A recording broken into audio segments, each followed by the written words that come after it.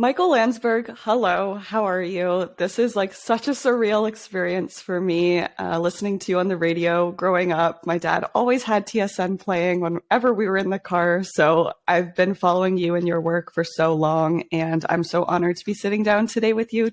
How are you? I'm really good, and I'm really happy to be here. Really, anybody who gives me a chance, platform to talk is awesome. So I hope that will be the last compliment you give me because I'm already here, so it's not like you got to convince me to show up. And none of what I've done in the past makes any difference whatsoever. It's all what I do in the next 45 minutes to try to show you and your listeners that I have something worthwhile to say. So let's do it. I love that. And yeah, so obviously I heard about you and was following you through your sports journey, but you kind of moved your career more into a mental health focused direction with Sick Not Weak and sharing your personal story. So can you start off today's conversation by talking about what your personal journey with mental illness has actually looked like over the years? Right. How long do you want me to take for this? Because, it could be, I could go on a long time. So I'll give you the abbreviated edition. If you give me an amount of time, I could fill that time and stop at the end because that's when you work in television, that's what you do. You take counts. But I'll try to keep it really brief. Battled anxiety from the time that I can remember. Anxiety, I would say, general anxiety disorder when I was from the time I was 5 or 4, whatever. And I had a specific phobia as well. And I had no idea that I had any of this, none. So when I called it general anxiety disorder just now, I had never heard of general anxiety disorder, nor had most people around me. So I went undiagnosed, untreated, and I kept it a secret, not because I came from this great house where my parents would have accepted anything that I said and would have given me all the help that they could give me. But I had no idea that I was actually sick. I had no idea that there was a name for what I was going through. And I truly believe that there was not another single person on the planet who was battling what I was battling. So that was, and that affected my life. There were things that I wouldn't do because of it. There were places that I wouldn't go because of my fears that were not rational fears. Like even a fear of flying isn't totally irrational. Like you're up in the air and you go, well, holy smokes, like something bad could happen. But my fears were not that easily explained. And I kind of learned to cope with it over the course of, my teens and my 20s. It was still a factor in my life for sure, but it didn't run my life as it did at different times in my life. And I kind of went through, really tough time with anxiety when our daughter, Casey, was diagnosed with a serious eye condition. And that took my anxiety and took it from a smoldering 7 to, I can't even tell you how high it was. I was obsessed with her health, with her vision. And I think that was my first experience with out of control, obsessed anxiety. And that led me to, about 20 years ago on Off the Record, the show that I hosted and perhaps you watched with your dad. I was really worried about Casey and other things in my life. And I started to slide deeper and deeper and deeper into a hole, but I had no idea. It's kind of like I break down my life in terms of lessons. Lesson number 1 is that sometimes you can be really sick and not know it. So here I was about 20 years ago. I had this great job and we had this TV show that was kind of within the sports world a hit. And I was meeting these amazing people from every walk of life. And I just was struggling. And here's kind of how it came about that I realized, oh my God, there's something really wrong with me. So I think it was the second year of the show. I was supposed to screen a movie, and that was the night before the show. And Vin Diesel was going to be a guest the next day, so I had to screen one of his movies. And my buddy, who was the producer of the show, called and said, "Hey, do you want to ride together?" And I said, "I'm not going to go. I can't go." And he said, "Oh, okay." And I hung up the phone.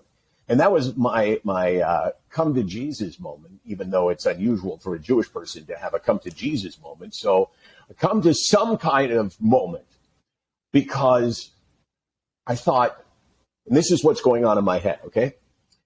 Oh my gosh, why did I say no? That's really weird. I love doing that stuff, and it's my job to do that stuff. That's crazy. And I didn't even think about the reason why. Then I thought, there's been a lot of things that I've turned down recently. If I look back at the previous 6 months of my life, there's a lot of stuff that I avoided, a lot of people that I avoided. And I came to the conclusion that I was not me, that I had been replaced by someone totally different. I hated this person that I had become. I hated how it had changed me. I hated how it had made me a totally different person. And that was the moment when I realized something is really wrong with me. Now, I'm abbreviating it. Like the thoughts that were going through my head were, okay, why do I not have fun anymore doing anything? This is like one of the things that hit me was people think that I'm having fun. People think that I'm good, but I'm acting. I'm acting for them and I'm acting for me. So that was the moment when I realized something's wrong, and I know what it is. And I knew it was severe depression. And eventually I talked my way into a psychiatrist's office, and that was my first step, I guess you would say, back into to have a chance at returning to some place that I wanted to be. Thank you so much for sharing that. I know these things aren't easy to talk about, especially no. This is really easy for me. I mean, I could tell you, I told you beforehand, ask me anything you want. And sometimes when I'm giving a talk, especially in front of a live audience, you heard me speak at CMHA, right? And that was a virtual audience, which is not nearly as good. But I'll very often say to people, so how many people here think that I'm courageous for doing what I'm doing? And everyone puts up their hand, and I say, well, you got to know that I'm not going to just say, yeah, you're right. I mean, boy, that would be obnoxious. I said, but you're wrong. Because to have courage, you have to have fear. You have to have fear to overcome something. And I have lots of fears, as I talked about, but not this. This is the easiest thing in the world. So sorry to correct you, but it is easy for me. I love that you said that, because I think when you do this publicly and when you stand for like changing the conversation around mental illness, it does become easy because you're just trying to share your own experiences, which shouldn't be a hard thing. Right. But also, let me add to that. Yeah. I'm very good at interrupting. I used to see my job as the host on Off the Record. If someone was giving me an answer that I didn't think was a good answer, I'd go, whoa. But in your case, I just wanted to add to it the fact that the biggest reason why it's difficult for people to talk about mental health is because of the stigma, because they're worried how people will perceive them, that the perception of weakness will be there. And therefore, it's really hard for them to imagine going out on stage and saying to a whole bunch of people, hey, I battled this illness called depression. And you know what it does to me? That to them is really difficult. And that's why what you do, and I guess what I do, has great value for people, because for them, it is unimaginable. Absolutely. And I love that you got to this place that you are comfortable speaking about it. So I guess backtracking a little bit, before you actually started speaking publicly, what were some of those fears or factors that really held you back from doing so? I never had any fears of it. There was not a single factor. So here, if you go back to, say, 1998, that was the second year of Off the Record, or 1999. And for the next 10 years, I had this national TV platform where I could virtually talk about anything that I wanted to talk about. But I never spoke about depression, which in a lot of ways was the dominant force in my life, because I thought, who would care?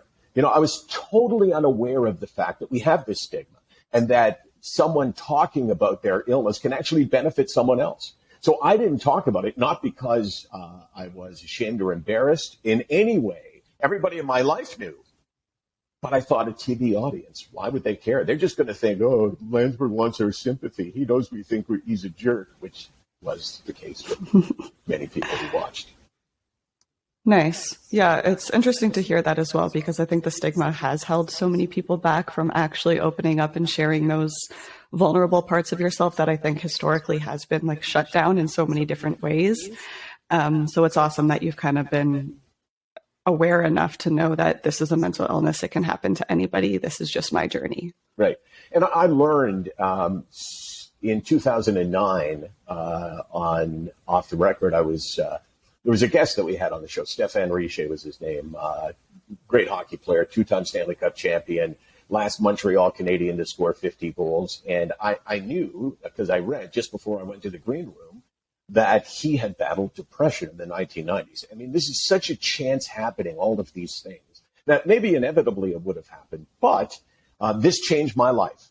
I said to him, Stefan, would it be okay if I asked you how you're doing with depression? Because I know it was a big factor in your life. And he said, I'd rather not talk about it. It's very painful for me. So I said, okay, well, if you'll talk about it, I'll talk about it if that would help. And he said to me, what would you talk about? And I said, well, I would talk about, and I explained to him my battles with depression over the previous decade, the fact that I was coming off the worst year of my life, the unimaginable pain that I had no idea even existed in the world, that there was this kind of mental health pain. And he said, okay, let's do it. So we went on the air. We talked for 90 seconds. It was good. He said, I never enjoyed anything about hockey, not a single thing. I won the Stanley Cup. I scored 50 goals in Montreal. I did it again in New Jersey. I won the Stanley Cup in New Jersey, and I never enjoyed a moment of hockey because of depression. And I thought, wow, that's a great way to explain it, especially to a Canadian audience largely. Win the Stanley Cup in hockey, playing on your hometown team. You're a big star, and you can't feel joy. And the reason is this illness that prevents us from doing that. And I said, after he said that, took him like maybe a minute 20. I said, hey, me too. I understand exactly what you're saying. And even though I obviously haven't won Stanley Cups and had anything, those kinds of accomplishments, I do understand what it's like not to get joy from the things that should bring you joy. And I thought that was it. I thought, okay, well, that was good. It was a good show. And as a host of a show, your job is to ask questions that will give people interesting answers. I didn't think that it would live past the next day when we did another show. But it did. And it changed my life because that night I started getting emails directed to the show and then forwarded to me. Hey, Michael, watching you and Stéphane Richer talk about mental illness was the first time in my life I've seen two men talking about it. Because neither one of you seem to be ashamed or embarrassed, I'm telling you something I have never told another human being. And I, too, battled depression. I mean, that was the one of many, but they all essentially said the same thing. That hearing two guys talk about it, and these were, I think the majority were men. And men typically still aren't very good at talking about it. But that changed the course of my life right there. I love stories like that. It's so impactful when you can actually see that direct response that you get from the people that you're sharing this with. So I love that happened and continues to happen with the work that you do. I was wondering if you can expand a bit on your experience with depression specifically. It's something that I always pry my guests for because I think it's such a unique topic that everybody experiences slightly differently. So if you can explain what your depression feels like, what it looks like, or some of the thoughts and feelings that come with it. Okay, one sec. Depression is actually, I'm on my third floor. There's a balcony door there. No, you're not coming in. No, you're not welcome there, depression. Here today, that's for sure. I was acting. He's not really at the door.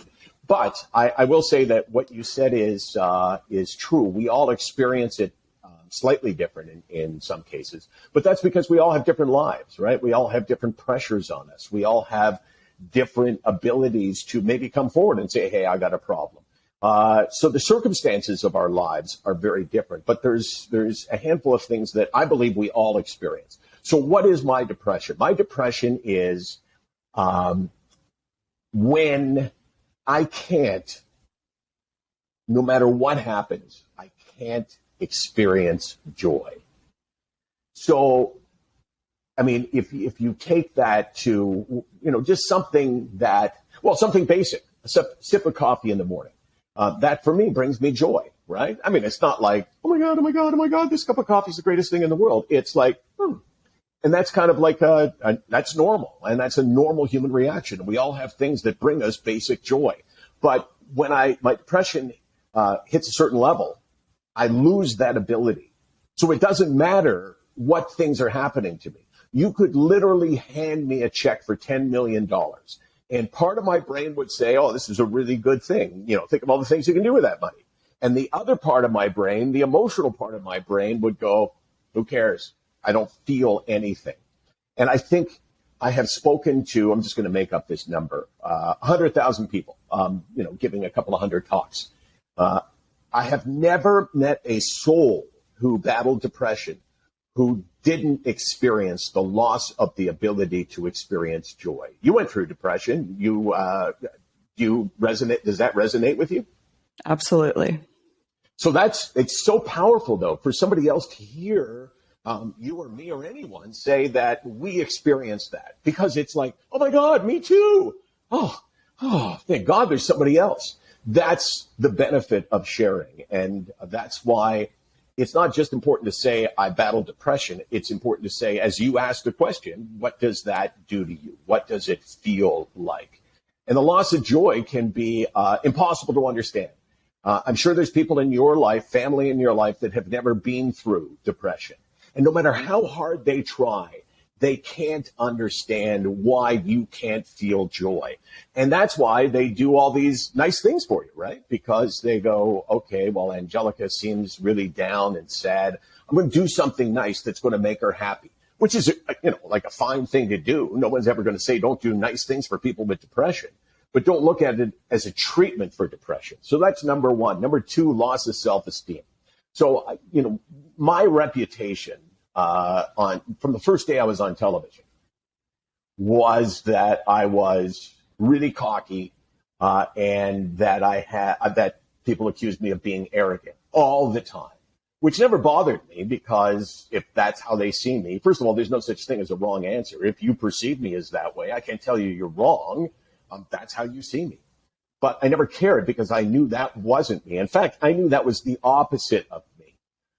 But people saw me as that. So here you have a guy who's known on television for being, at the very least, cocky with a certain strut, and at worst, arrogant.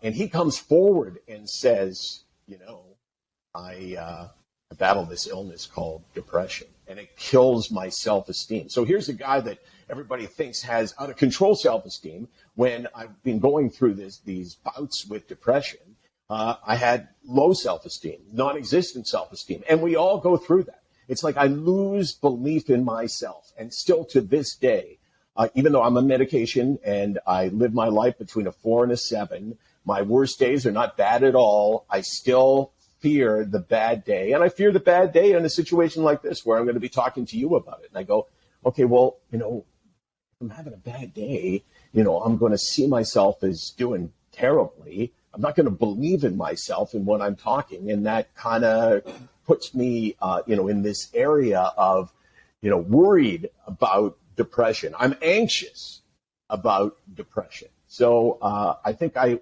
was and am, for that reason, a good advocate, because I'm the guy that people always said, really? You? Not you. And I bet you heard that too.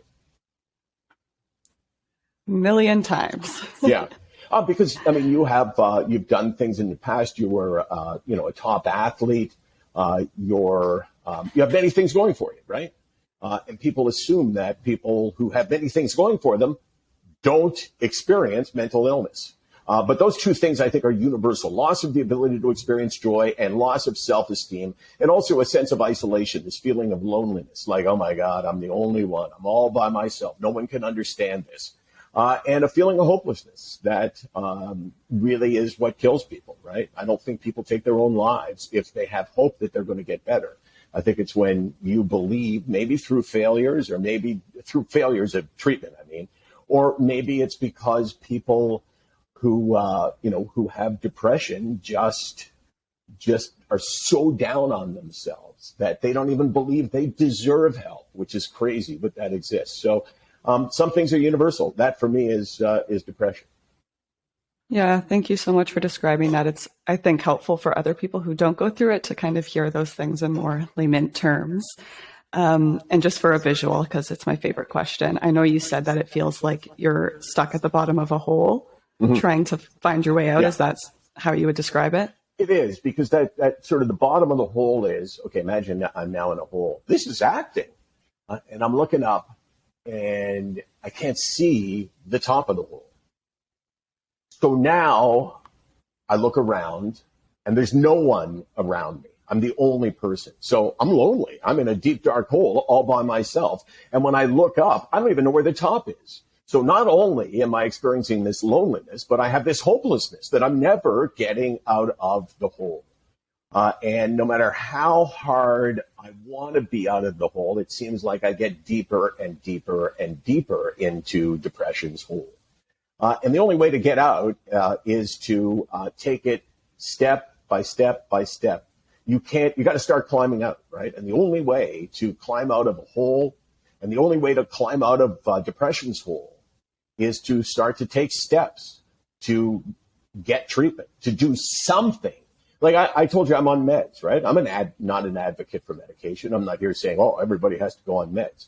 But I can tell you, if you've been in that hole for 6 months or 8 months or a year or 2 years or maybe all your life, you're not getting out of the hole tomorrow morning. You're going to wake up tomorrow and you're going to feel just as crappy, and you're going to look up and feel just as alone and just as hopeless. So what I encourage people to do is find one thing that could be a first step. And very often it's calling your family doctor if you have one and saying, okay, I'm going to make an appointment. And that immediately actually gives you a little bit of hope, because you say, okay, well, if I go to the doctor, maybe there'll be a treatment for this, and maybe I'll feel a little bit better. So that deep, dark hole is incredibly frightening from the top, looking down, as I am right now, because I feel good today. I'm looking into the hole and going, God, I don't want to be in that hole. Oh, man, look how dark that is. And it's kind of creepy because there's like worms down there because we're deep into the ground. And, oh, my God, I don't want to go back in. Yeah, it's so interesting to hear those different perspectives and how it feels for you. Because I mentioned as well, mine feels like a black cloud, just like coming over my brain, numbing everything. And for me, that was like steps. For you, out of the hole is like the sun peeking through the cloud. So it's just really, really interesting to see how different people feel it and what describe it. Right. But we all come to the same conclusion, or we should, and that is, you got to change something. I have this saying, change is hope. And what I mean by change is, if you've done the same thing every day for 6 months, like I said before, when you wake up tomorrow morning, you're going to feel just as crappy. So you got to change something to break this cycle. And one of the easiest things to do is to make an appointment with your family doctor. And if you've been treated for depression and you're still in that hole, then you got to change something, change medication, change therapists. And none of this is easy, right? We live in a world where mental health help comes, it's very difficult to find it. So I understand that none of this is easy, but you got to do something. Small acts of effort is all it takes sometimes, is picking up that phone, getting out of bed, making a meal. Like those small things really can have long-lasting impacts on the rest of your day and further. And I know you also have a very significant tattoo on your arm that I want to ask about. Can you explain? Yeah. I'll take my watch off. So it says 112408 YUL MH5210400. Once again, the number to call, 112408 YUL MH5210400. I put that tattoo on my arm. It means 112408 is November 24th, 2008. YUL is the Montreal airport code. MH521 is Marriott Hotel Room 521. 0400 is 4 a.m. in the morning. We were in Montreal shooting off the record. I had been in the deepest, darkest hole of my life for depression. And it had gone on for about a year. And I remember, and this is why I chose to put it on my arm, sitting on the edge of my bed and thinking, wow, this is why people take their own lives. It wasn't that I didn't love my wife or my kids. It wasn't that I didn't love my parents or my job or all the things in life that you would want I had. But they had nothing to do with the understanding of this is why people take their own lives. For me, it was, I'm in so much pain. I don't know how much longer I can tolerate this and just keep on going. So I was not a danger to myself because I had been through it before. So I had hope. If I would have been hopeless at that point, if I'd never been helped by medication in my case, that would have been an acknowledgement that the end is coming, that I can't live like this for that much longer. And the weird thing is, Angelica, that when we talk about pain, mental health pain, if people haven't experienced it, they can't understand it. It's bizarre. Well, what do you mean pain? Because we associate pain with, oh my God, my tooth is killing me. People understand that kind of pain. But I don't know, how would you explain mental health pain, mental illness pain, pain from depression? And, how do you describe it? For me, it's more of a numbing feeling. I dissociate. So it's just it's the loss of joy, just completely shutting down and being nowhere. Right. And what happens is, though, that people, and let's face it, everybody cares about someone with a mental illness. But if you've never been through it, you need to learn that you can't understand it, right? Because if you think you can, that's when you say, oh, let's go for a nice dinner, that'll help. Or I use the metaphor, go for a nice walk, and the walk represents all of the things that we do, that people suggest to us. And, I have this hashtag I use that says F the walk. It doesn't actually say F, it actually says the word, but this is my podcast. So, I'll let you use your imagination. But I think that people who care about someone with a mental illness, the first thing you should say to them is, I don't understand. I thought I did, but I don't. Mm-hmm. And so that tattoo, sorry, what reminder does it serve? Do you ever look at it when you're struggling? Is it more of a sign of hope for other people? What kind of purpose does that serve? I think the latter is much more powerful for me. I mean, first of all, it's kind of, I won't say a thought starter, but because I'm a mental health advocate, I give a lot of talks about it. I do a lot of videos about it. So, it's kind of a conversation point that's really, I think, kind of a different way to illustrate the fact that, I understand you. So this says a few different things. This says, number one, I know what it feels like. I know the pain of severe mental illness. I understand why people take their own lives. It makes that statement. But it also makes the statement, there's hope, because I didn't take my own life on that day. And because here we are 14 years later, and I'm still alive, and I have been treated successfully. So if you think I can't be any more sick than I am right now, I have no hope whatsoever, I'm here to say there's hope, because I made it back from that. I have one too that says passion. Oh, very similar reasons. So when did you get it? 2017. Okay. And why did you get it? So mine specifically is over where I used to self-harm when I was really struggling. And for me, that passion was just finding the one thing in my day that gave me joy or purpose. And at that time in my life, it was largely soccer. But it wasn't just representing soccer. It was seeing my friends laughing, those just small moments that made me passionate about living life. So that was my trigger word or word to remind myself when things were getting bad. Right. And as you said, one of the symptoms for you is this feeling of numbness, right? Which means that passion is not as easy to come by, and that it's something to search for and something to cherish. Can I ask you a few questions? Absolutely. You said that you self-harmed. When did that start? When I was 14.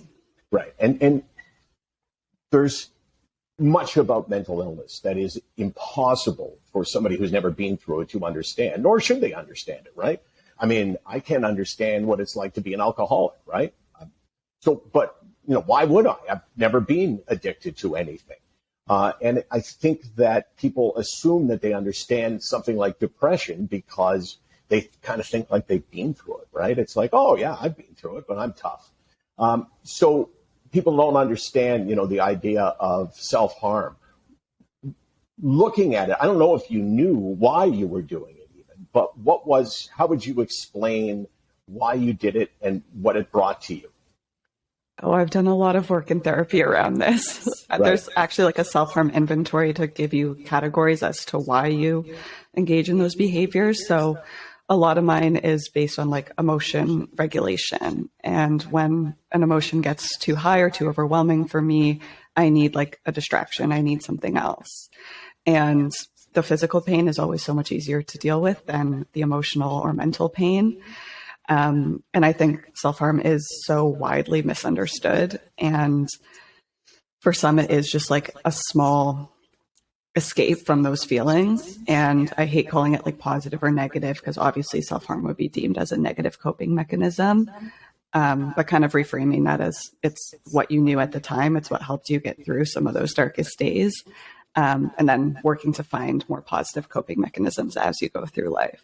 So would you say that, a comparison would be to somebody who, like you and I have had, serious depression, someone that self-medicates. So this person who self-medicates turns to a bottle or a pill or an injection for something that will ease their pain or change their pain in a certain way. Do you look back at your self-harm and say, okay, well, it was kind of doing that for me? I think so. It's just one thing, whatever your pick your poison, I guess, Yes. that will change your current reality.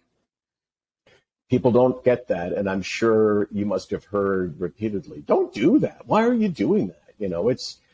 And the admission has to come from people who care about those of us with mental illness, that they don't understand it, right?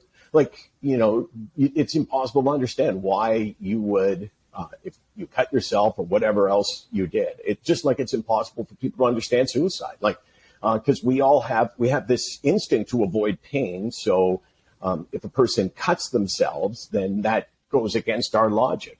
But we also have this survival instinct, right? As human beings, we go to the doctor and the doctor says, I don't like this feeling, this lump in your neck. I think we should get it biopsied. It's like, oh my God, do I have cancer? Am I dying? I don't want to die. So we have this fight for life that's incredibly powerful in us. So when someone chooses to die, it's impossible for others to understand. And I truly think it's one of those things that you can't understand until you go through it yourself. Like when you were 4 a.m. in that hotel, That's when you realized it. That's the experience for a lot of people. Yeah. And that's why I think talk is so healthy, right? Because I think sharing is liberating. Sharing is the first step towards getting help. And sharing, I think, is really important. And I think it needs to be footnoted with, and you don't understand, right? You can tell, I don't know who you would confide in your life or who it was important to confide in, but you can talk to them and say, this is what I'm feeling. But it's really important to say, and you never have felt that. Not that you're like boasting or demeaning them. You're saying, you can't understand what I'm saying. So you need to simply accept what I'm saying is true.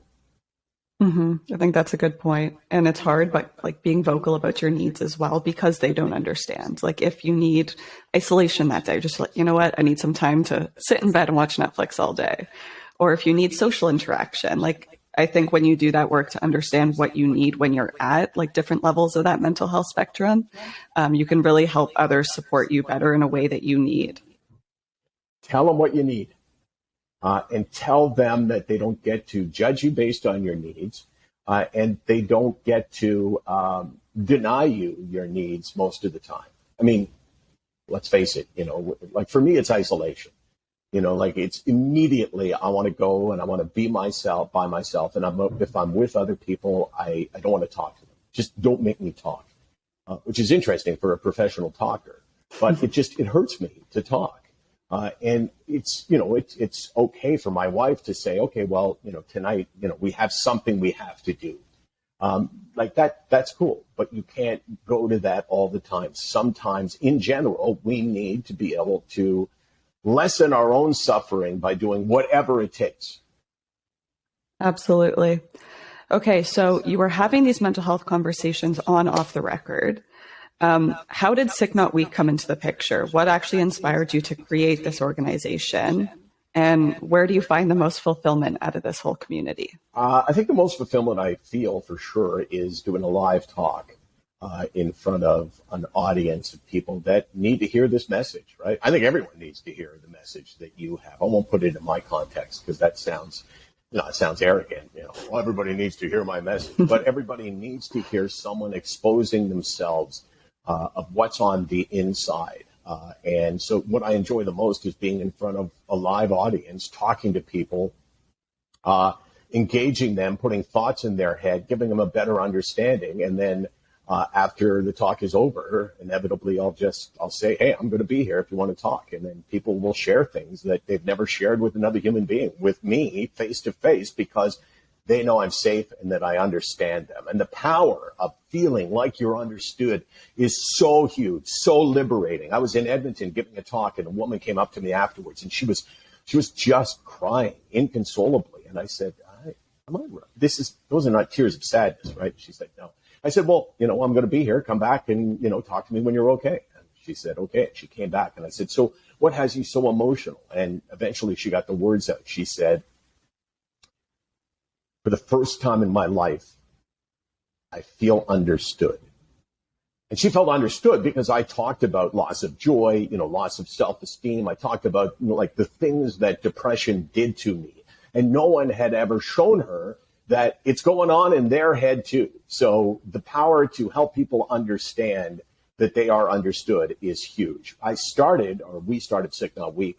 So after 2009, which was, just after this year, the Stefan Richer show, I got asked to give a couple of talks. And this was a shock, right? I thought nobody's going to care. And then I got some invitations to go give a talk. And I was giving a talk at Mount Sinai Hospital in Toronto to a group of young leaders. And I went through it and I said, this is weird because, all of you are really supportive, which is great. But we know the stigma's out there, right? We know that not all of you believe that mental illness and physical illness are the same thing, essentially. We know that it's out there. That's why I'm here. So I want someone, please, to stand up or put your hand up and say, yeah, you know what, Michael, I don't think that depression is in the same category as cancer or heart disease or anything else. And a guy did that. And I remember where he was sitting. It was in a lecture hall, right? So I'm standing down at the bottom and there's row seating, and he's up for me on the left side on the row on the side of the stairs. And he says, yeah, I think that, I know it's bad, but I don't see it like if you try really hard, I'm sure, you can get over it, right? It's not like there's anything really wrong with you. And I said, thank you, right? I wasn't going to snap at him because he represents the majority of people in Canada still believe that a mental illness is different than a physical illness. So I said, thank you for saying that. And I said, how many agreed with him? And a couple of people put up their hands. And I said, well, the rest of you, you don't want to look like a jerk, right? Where basically you're saying to me, hey, I think you're exaggerating this. But I said, look, I'm in the hospital. I admit, I'm sick. And you need to see it as a sickness, depression, like you see other illnesses as sicknesses or illnesses. But I'm not weak. Your suggestion that, if I try really hard, I can get over it implies that I'm not trying hard enough and that somehow I'm weak.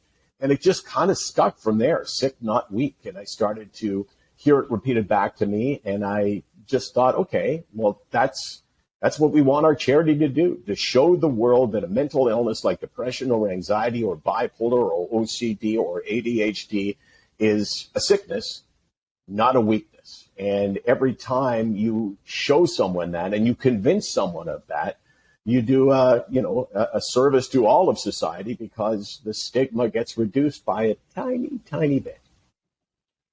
That exercise is so powerful. I love that you did that because, a lot of people will sit through these presentations and just be like, yeah. But in their head, they think that exactly. Yeah. So to get someone actually stand up and admit that is very powerful. And yeah, I love just the name Sick Not Weak. I think it describes so much of what mental illness is, your mission. And we aren't weak. We are sick. It is a mental illness. And I think the more people start to understand that, But it won't be a full understanding because you No, can't understand it until you go through it. right. But you don't have to understand what appendicitis feels like to say, well, that's a physical illness, right? You don't have to understand any physical illness like intimately and how it feels to realize that it's actually an illness and it's a bad thing, and the person that has it is in pain. So yeah, and people get mad all the time. I'm outraged that you called it a sickness, and I say, okay, well, what do you want to call it, right? If it's not a weakness, if it's not self-inflicted, if it's not a choice, and it's not a sickness or an illness, what is it, right? I've never heard a really good answer. I think that does just go to the individual experience as well. Like some people might feel comfortable calling it one thing and other people might be offended by that. So it's very subjective. True. Very subjective. Okay. At the beginning of this, you said that in the next 45 minutes, if I don't leave you with something or make an impact, then I haven't done my job. So when you go into conversations like this one, what is one impact, if you were to name it, that you hope to have in every interaction that you have with someone? Well, I would say I learned that day in Edmonton that the best thing I can do for someone who is battling mental illness is to make them feel like they're understood, to have them go, oh my gosh, that's what I'm going through. Same thing. So immediately you feel, I think there's also a certain logic that you apply to that. Wait a second here. If someone's watching right now and they're thinking, yeah, what he and she described, well, I'm going through that. Therefore, if they've gone through the same thing, it's probably real, right? It's not that this is a made up illness because, how would they be making up the same thing that I'm feeling? Maybe these are real symptoms of a real illness. And I think that's the power. So make people feel understood and make people feel like they don't understand if they've never been through it, which is even more important because while 10% of people in a room may be battling illness at the time, mental illness at the time, 90% are probably trying to care for someone and look after someone, or they have somebody in their life that they care about who's battling. So if you make them understand that they can't understand, that's a huge thing. And I think the other thing is that it gets people thinking about their mental health. Because there's no physical sign, it's not like, if you have this terrible blistering rash on your arm, you're not going to not be aware of it, right? Like, can you imagine someone going, oh my God, I had this rash on my arm and there were blisters and I didn't even know it was there. And when I realized it, I realized I was in a lot of pain. That would never happen. But with mental illness, it can happen so slowly that we don't know it's happening. And it can be so painful to us, but we're not aware of the pain. So I'm here to say that think about your mental health. Ask yourself this question. 2 years ago, 3 years ago, if you want, just pick some point in your life where you say, okay, well, I think that was probably normal for me. Ask yourself the question, are you able to experience joy in your life the same way that you did 3 years ago? The basic joy test for me, sip of coffee, can I get the same amount of joy from something basic like that I did before? And if you would have asked me that when I was first hit by depression, I would have gone, oh my God, you're right. Those things that used to bring me joy are no longer bringing me joy. And sometimes just alerting people to the fact that you got to think about your mental health because it doesn't appear physically. It's different than everything else. And you need to think and try to answer the question, am I myself? Because for me, I lost me. I became somebody else, and I hated that person. I think what you're saying is such a big conversation in this mental health world because mental health and mental illness are not synonymous. They are two different things. My favorite stat is that 1 in 5 people can have a mental illness, but 5 in 5 people have mental health. So it is so important for people to just pay attention to how their minds are feeling. It's totally normal to be struggling with something and not have a diagnosable illness, and vice versa. You could be thriving while having a mental illness. So I think just viewing it on a continuum or spectrum and just constantly checking in with yourself to see where you're at each day and what you can do to maintain your mental health, which is part of everyday life. Right. And understanding that people with mental illness, I'm sure you're going to relate to this. I'm sure you've used the term, but you wear the mask, right? You show people not what you're feeling on the inside, but you show them what you think they want to see in you, right? So sometimes you got to understand that you may not just be fooling your parents or your spouse or your partner or anybody in your life. You may be fooling yourself as well. We get so used to wearing the mask that we actually don't take it off when we look in the mirror for ourselves. And that was me, right? It was like until I turned down the opportunity to do something, I was not aware that I was totally a fake. I was hosting a show every day, 220 shows a year.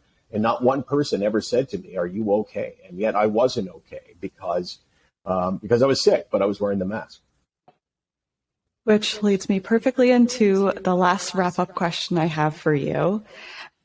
So if you could go back to that Michael who was deep in the hole of depression, what would you say to him if you could say anything at all?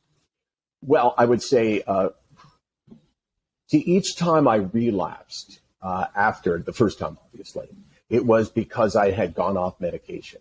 And I thought, okay, well, I mean, you do have to sometimes go off medication. I mean, you wouldn't start and say, I'm going to be on the rest of my life. So you got to find out, do you need to be on it? Because not everyone needs to be on meds, even if, not everyone goes to medication. But if you go on meds and it helps you out, you got to find out. You don't want to be taking medication that has, tons of crappy side effects.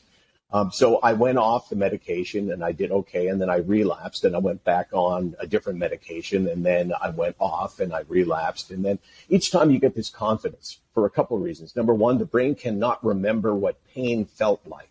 You can remember being in pain. If I ask my wife, do you remember the pain of childbirth, right? Of giving birth to a child?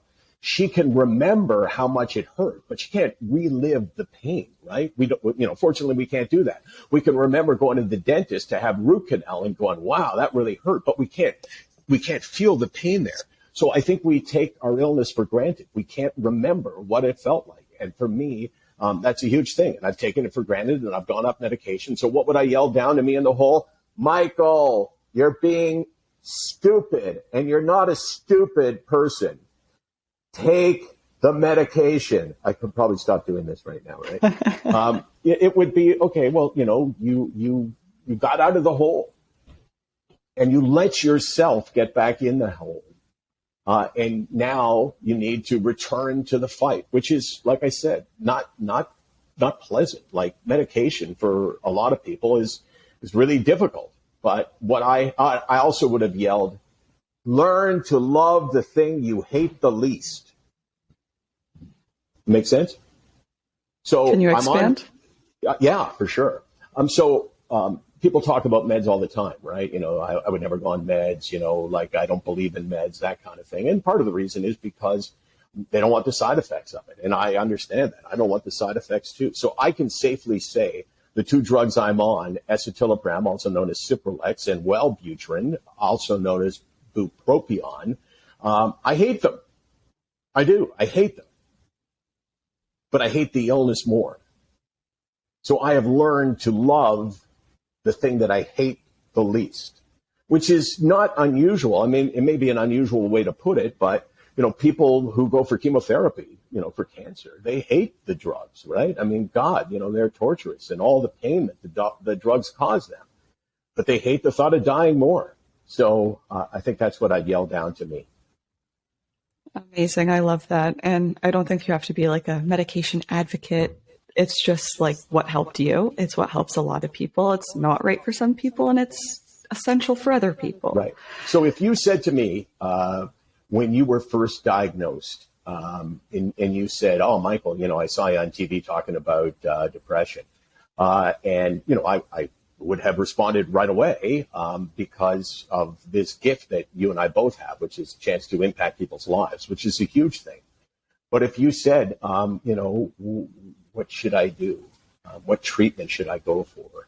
I would have said then exactly what I would say now. You got to fight for your happiness. And you got to decide right now, I would say to you, are you sick? And you would say yes. Are you in pain? How would you answer that? Yes. Yes. A lot of pain? Yes. Is it interrupting your life? Yes. You have to decide right now, Angelica, that you will do anything to get better because of the pain that you're feeling and the loss that you're experiencing in terms of years in your life. And you can't take anything off the table. That means you can't go into this by saying, I don't believe in medication. Like, I'm not saying you should start with medication, but everything has to be on the table. People say, I'm not talking to anyone about this. Can't take therapy off the table. Everything has to be there because if you don't chase it, who can?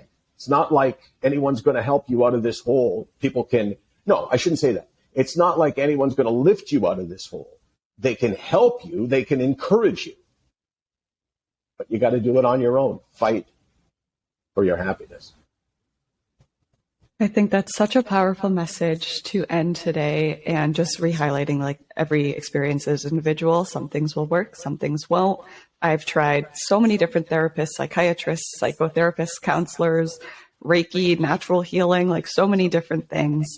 And I truly can say like I've learned something from every single experience, even if it wasn't the right fit for me. So taking healing into your own hands and fighting for your happiness, I think, is such a great way to end this conversation. Thank you for having me.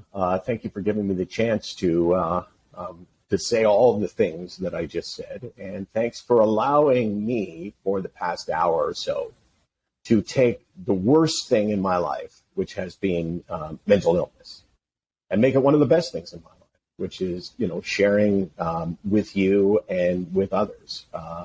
And you should keep doing what you're doing. You're the next generation. Thank you so much, Michael. I know you're a very busy guy, so thank you for taking time. Yes, I'm very busy. But if you ever think, we should put Landsberg back on, I'm there. I'll definitely be sure to do that. Thank you for all the work you do and for everything you shared with my audience today. And I hope you have a wonderful rest of your day.